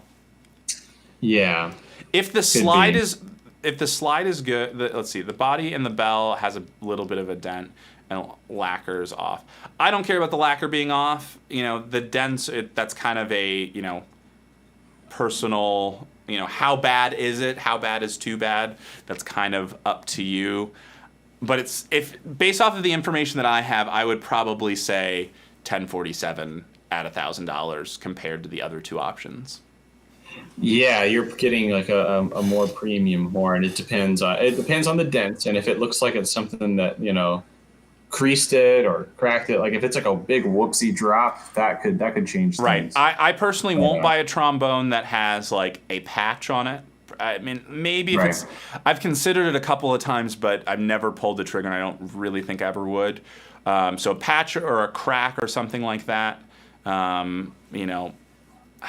wouldn't do it. But it seems if it's just little. Airsoft Mickey says little dents. So I would say, yeah, if that's the case, sounds like all signs point to 1047. The question is like, why is the 1047 only at 1,000? Maybe there's something we don't know about this one. Yeah, I don't know. It seems like it what would do they MSRP higher. what do they go for? Do we know that information? That's a good. I don't think it shows on the page. It goes for about 2,700. That's pretty good then. Yeah, I think I would be okay with that. Yeah, I would blow on it and see if you can get around the horn, see if the valve register feels good, see if intonation's not super wonky. But if it's fine, then yeah, you'd be hard pressed to find a better deal than that for a. Also, to be $2,700. fair, I don't think either of us have played this horn. That's true. We are. so Don't take any of this advice. We're flying a little bit blind here, but I do trust Getzen to make a decent intermediate to kind of low professional horn and make it be pretty good. I'm taking them at their word, and I played a lot of their custom line instruments, and they're very close to being Edwards, which they're kind of based off of. So this is a step below that, but it doesn't seem like it's that far, and I would assume that they're pretty good instruments. But again, it's an assumption, and that's maybe another thing is, can you play all of these horns? Buy the one that works the best for you. Yeah, all of them seem to be at a good price. For Right. I would say just go out and test all three if you have the luxury to do so. But yeah, let's get to Michael's comment. What do you recommend doing to get perfect rhythm while practicing? So I think we touched on this probably a good bit last live stream.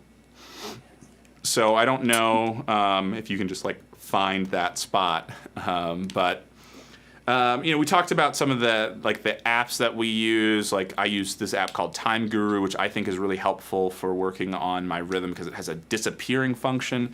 So it kind of requires you, the individual, to really focus on your own time. And then the metronome is there, but then it's not there, and then it is there again, and then it's not there, and those sorts of things. But ultimately, you have to figure out subdivision. I think is the only real way. And again, mentioned this last week, but I record myself and slow it down to 50% because that doubles how bad a mistake sounds.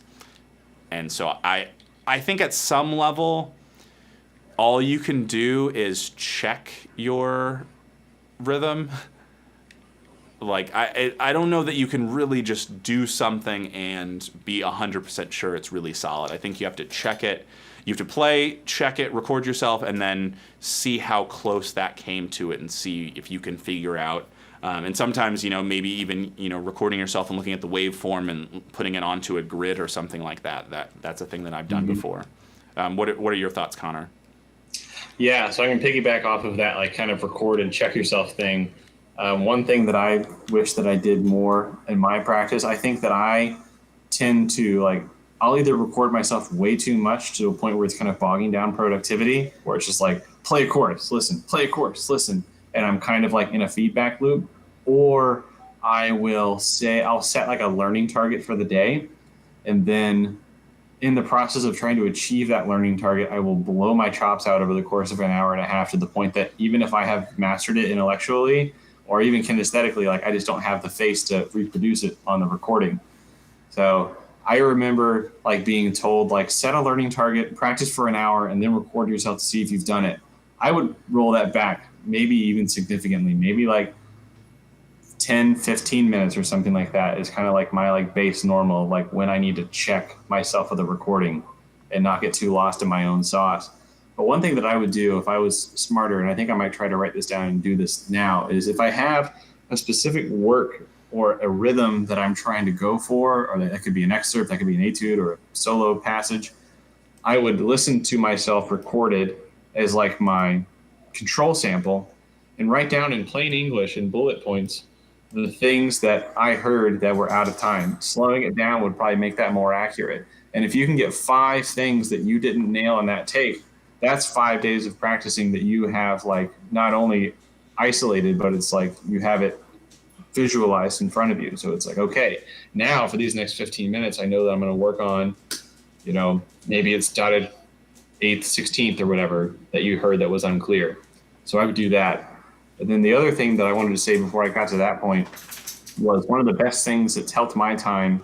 The best thing that's helped my time is playing with a slow metronome. So like, down to like 40, 35, super, super slow, trying to like feel my macro time. And then the second best thing that I like to do with the metronome is move where the metronome is in relationship to like the rhythm of the music that I'm playing. So instead of having the metronome always hitting the downbeat when you're playing, it's like have it on beat 2. See how accurate you can get through tuba mirum with the metronome on the and of 3.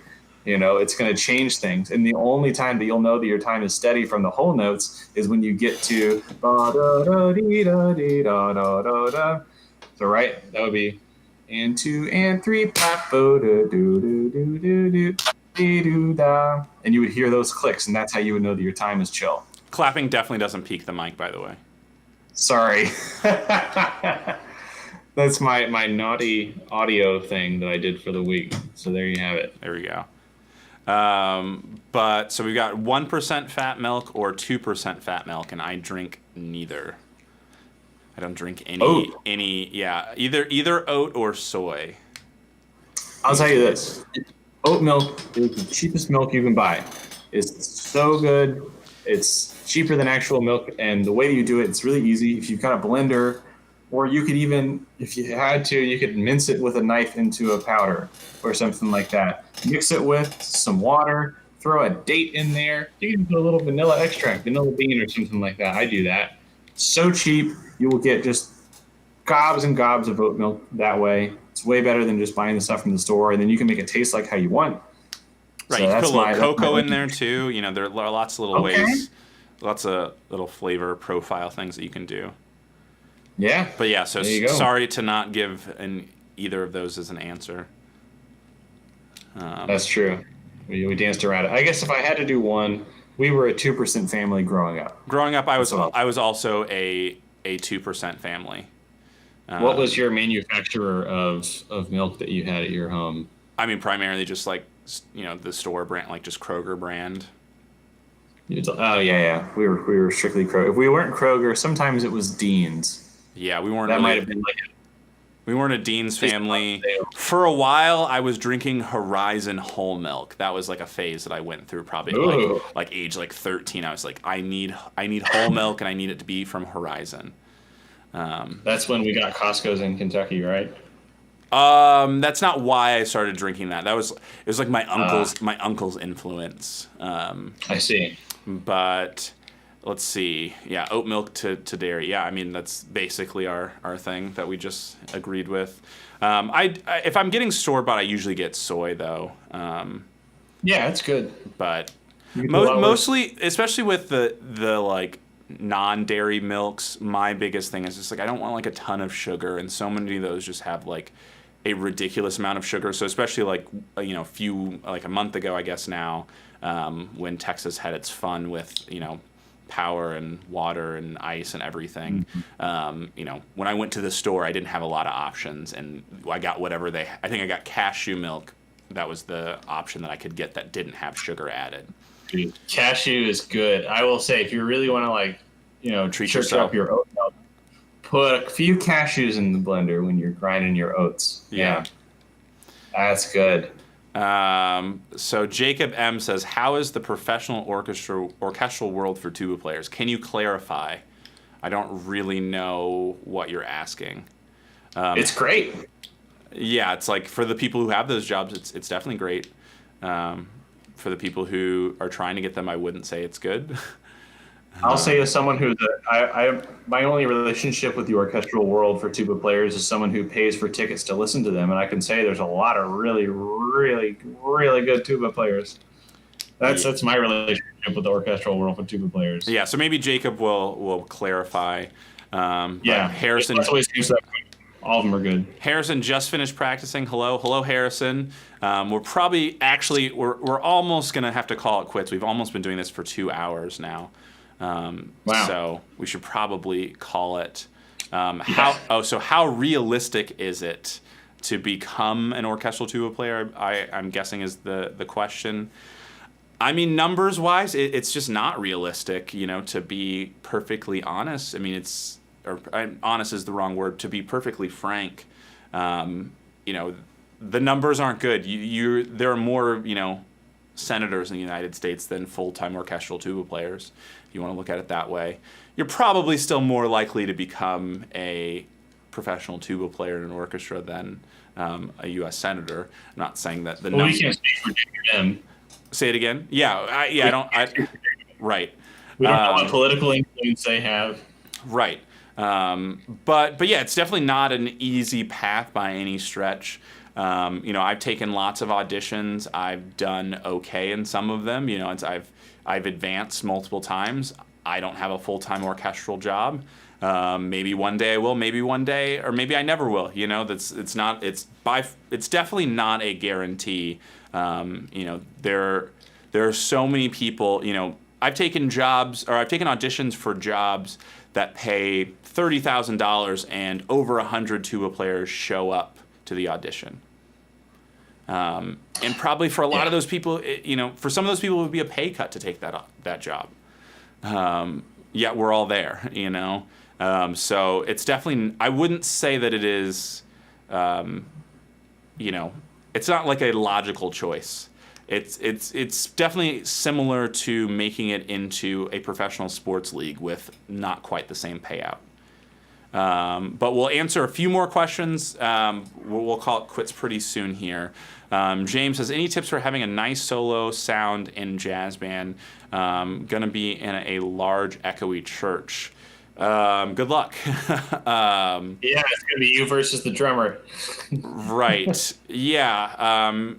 What I would do is take the drummer out for a nice meal and convince them to play their smallest cymbals and play with brushes the entire time. Something like that. Or just don't play at all. No, I mean, an echoey church is not the place for a big band, although it ends up being a lot of the times. What I would try to do to potentially manipulate the situation is I would play really soft. It's kind of a like power move sometimes to do. Is just play really, really soft, and then ideally the rhythm section hears you and comes down to you. That's a good passive-aggressive way to do it. It's not a guarantee that works. I wouldn't even say it's that passive-aggressive, but no, it's nonverbal communication. That's what I was gonna say. It's nonverbal communication because there's no way to say, hey, I'm about to take a solo. Can we please get quieter? That's one of the hardest things about playing the trombone is that everyone else that you're in that conversation with as an improviser, they have their mouth free and they can talk to each other and you can't. Right. And so you have to pantomime without, gyrating on stage very strangely. You've got to figure out a way to communicate musically. which I think is better because I think that if I had my mouth free, I would say stuff like, "Oh, a little quieter," or "Bridge here, boom." Right. You know, and I wouldn't be able to say it with my music quite as easily. So it's kind of a good thing that's there. I do want to. I kind of want to get back to Jacob M's question about the Okay. orchestral tuba.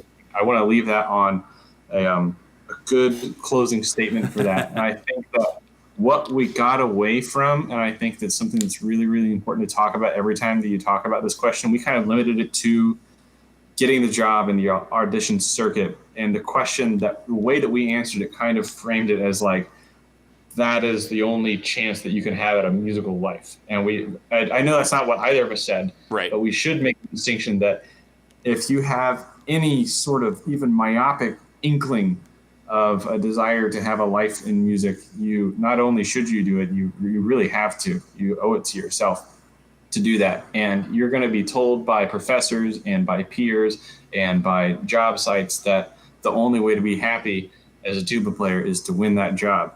And if that were the case, then why would there be, tens of thousands of tuba players across the country happily existing otherwise?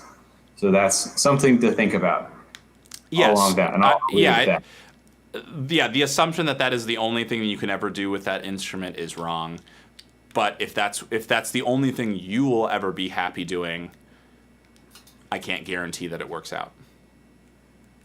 Well, yeah, and either way, go for it. I mean, nothing ventured, nothing sprained, Right. as they say. Let's see. Is this the longest stream? It might be. I'm not sure on that. I'd have to check my statistics to see that. But yeah, thanks for the suggestion. I'll try to see if they could try following me instead of the other way around. Yeah, that's what I try to do, and I can't say that every time it's happened, it's been successful. Sometimes you get a drummer who's not going to listen and not going to, pay any attention to what you're doing. That's not the person that I like to hire. But sometimes you're not in charge of personnel. No, and that's fine. And a few words before the show will do more for that, mitigating that sound issue, than anything that you could do with your trombone on stage in the moment. So I would say, yeah, that communication that you're going for, that's going to be really helpful. And this is just kind of how I try to interact with people. It's not necessarily how you have to do it, but I probably wouldn't say, hey, you need to play softer during my solo. I would probably say, hey, I'm going to try to play a little bit softer just to see if that might sound cool or something, and just kind of put it on their radar, but not demand anything of them or, say this is what you need to do or anything like that. Yeah, you can just say like, hey, I'm trying to keep a lid on it because we're in a big room and I don't want to accidentally sound like I'm competing with you for airspace in this gigantic hall that we're about to play in. So right. There's ways that you can frame it in a positive way. It's not going to be like, hey, buddy, back off. They'll probably play louder if you say that. Right. The last person you want to offend is a drummer. They will make if they don't like you, you can't sound good. Yes. That's just in the rhythm section in general. It's like you can play all the right notes, but the pianist can decide that that's not the right notes.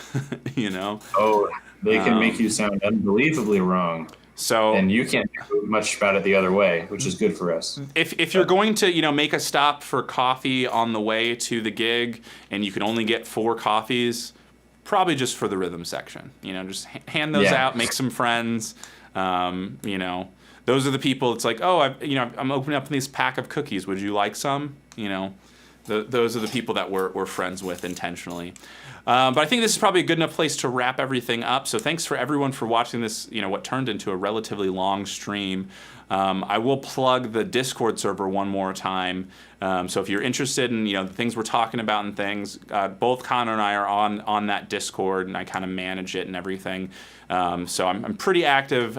It's at least as of right now, I can pretty much answer every question that comes in, and it's not, huge strain or anything. That may not be the case forever, but as of right now, I can kind of field all the questions and things. So, but yeah, thanks everyone for watching the stream, and we'll be back next time, same bat time, same bat channel. You heard it first here. All right.